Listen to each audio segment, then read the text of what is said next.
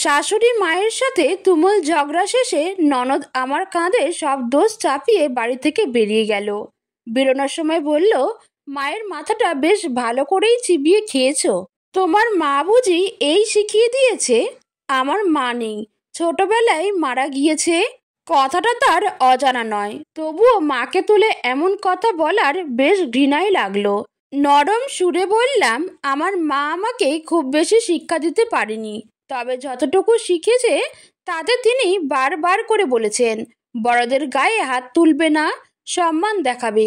যদি সে কথা না শেখাতো তবে এখন আপনার গালে অন্তত একটা চড় মারতাম। ননদ কিছু বলল না, বিস্ফোরিত চোখে তাকিয়ে রইল, তারপর বেরিয়ে গেল। শাশুড়ি মা বললেন, বেলা, ঘরে যাও। মাথা দুলিয়ে ঘরে চলে এলাম। ঘর ফাঁকা, আমি ছাড়া আর কেউ নেই। রিফাত অফিসে গিয়েছে বেশ অনেকক্ষণ। সকাল 9টা থেকে তার অফিসের সময় শুরু হয়, ফিরতে রাত 8টা বাজে। এই দীর্ঘ সময়ে কথা বলার জন্য আমার কোনো সঙ্গী নেই। টুকটাক ঘরের কাজকর্ম করতে শাশুড়ি মায়ের সাথে যা কথা হয় তাই। ঘরে মানুষ বলতে এই 3জনই। গতকাল ননদ এসেছিল, আজ সকলেই চলে গেল। এবছরের মার্চ মাসে আমার বিয়ে হয়েছে, এখন অক্টোবরের শেষের দিকে। এই কয়েক মাসের ভেতরে যতবারই সে এসেছে মায়ের সাথে ঝগড়াঝাটি করে ফিরে গিয়েছে। কি নিয়ে ঝগড়া সে ব্যাপারে আমি কিছুই জানি না, তবে সে বেশিরভাগ সময়ই আমার দোষ দেয়। কুৎসিত ভঙ্গিতে বলে, তুমি মায়ের মাথাটা চিবিয়ে খেয়েছো। শাশুড়ি মা নির্বিকার মানুষ, এতদিনেও তার সাথে আমার কিছু হয়নি। ঝগড়াঝাটি, কথা কাটাকাটি, সামান্য মনোমালিন্যও না। তিনি সবসময় আমাকে ছাড় দিয়ে চলেন। বিয়ের প্রথম দিকে রান্না করতে প্রায়ই সব গুলিয়ে ফেলতাম, সেবার বিরিয়ানি লবণ দিতে ভুলে গেলাম। ঘর ভর্তি মেহমান, শাশুড়ি মা আগ বাড়িয়ে সব দোষ নিজের কাঁধে নিয়ে নিলেন। সহজ গলায় বললেন, মানুষের ভুল হতেই পারে, এটা কোনো বড় ব্যাপার না। ঘর ভর্তি লোকের কেউই কোনো কথা বলল না। পাতে গাদা গাদা কাঁচা লবণ নিয়ে খাওয়া শেষ করলো। এই ঘটনার জন্য আমি তাকে ধন্যবাদ দিতে পারিনি, অথচ আমার উচিত ছিল খুব গুছিয়ে কিছু বলা, খানিকক্ষণ জড়িয়ে ধরে বসে থাকা, ভালো মন্দ কিছু উপহার দেওয়া। সেসবের কিছুই করা হয়নি। কেন হয়নি কে জানে। শত চেষ্টা করেও নিজের সাথে পারিনি। গলা দিয়ে স্বর বের হয়নি।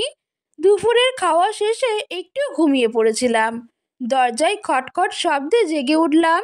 এই সময় আবার কে এলো? তড়িঘড়ি পায়ে ছুটে গিয়ে দরজা খুলে দিলাম। সুমনের মা এসেছে। ভদ্রমহিলা আমাদের পাশের বাসায় থাকে, বেশ কিছুদিন হলো শাড়ির ব্যবসা শুরু করেছে। 2 হাতে জাম্বো সাইজের 2টো ব্যাগ ধরে আমার দিকে তাকিয়ে আছে। হাসি হাসি মুখ, ঠোঁটের একপাশে পানের পিক লেগে আছে। দাঁড়িয়ে আছেন কেন? ভেতরে এসে বসুন। সে না হয় এলুম। তোমার শাশুড়ি কোথায়? আম্মা? আম্মা কোথায় সে কথা তো বলতে পারি না, ঘরে থাকবেন হয়তো। একটু দেখো তো। 2টো শাড়ি নিয়েছিল, শাড়ির টাকা নিতে এসেছি। শাড়িগুলো সাথে করে নিয়ে এসেছি, দেখো তো পছন্দ হয় কি না। আমি তার দিকে তাকিয়ে অল্প হাসলাম, তারপরই নিচু গলায় আম্মা আম্মা ডাকতে ঘরের ভেতর ঢুকে গেলাম।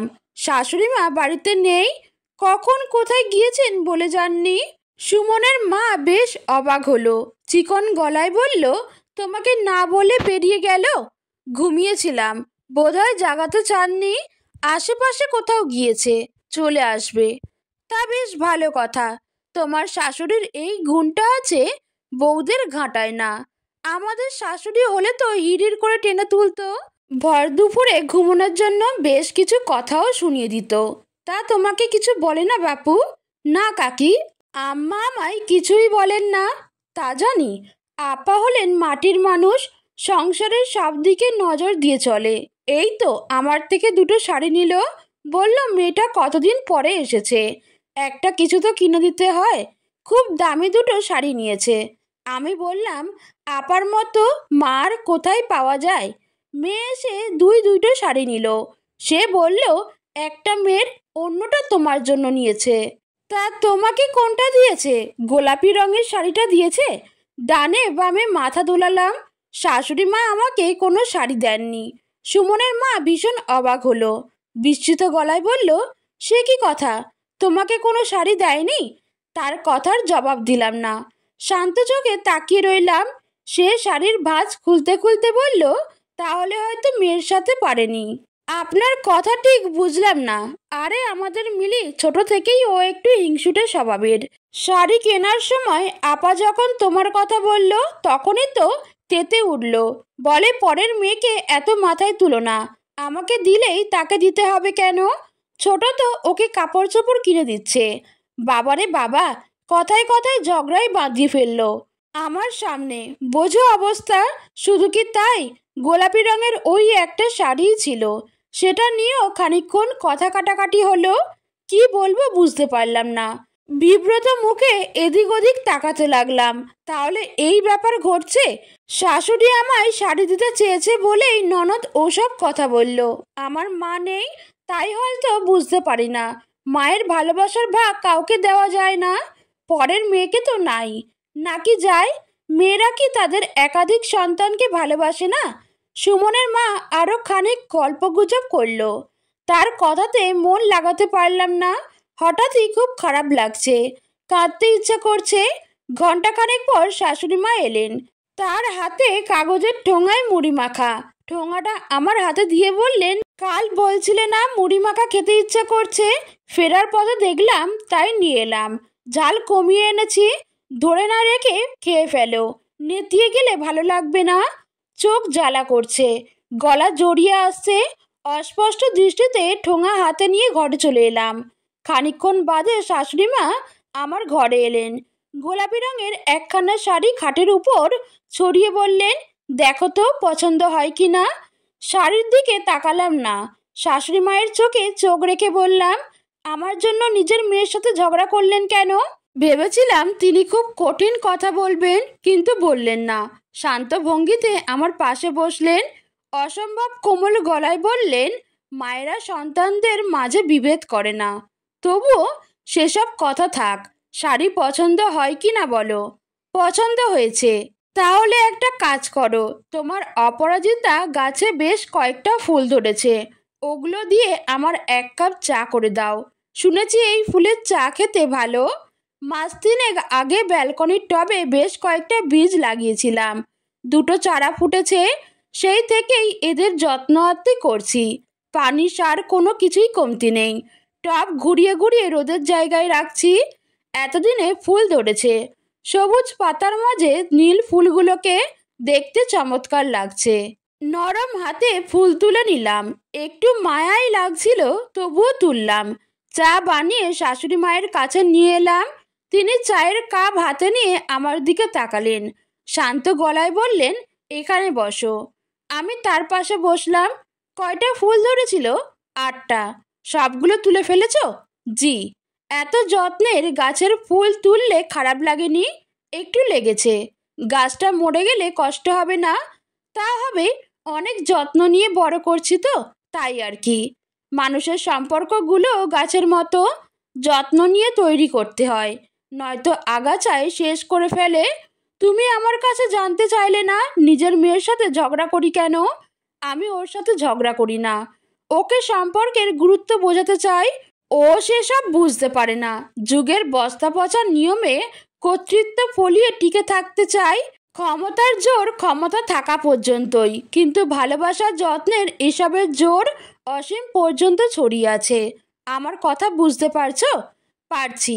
ইচ্ছে করলেই আমি তোমার সাথে উঁচু গলায় কথা বলতে পারি, কাজের ভুল ধরে 2টো কথা বেশি শুনিয়ে দিতে পারি।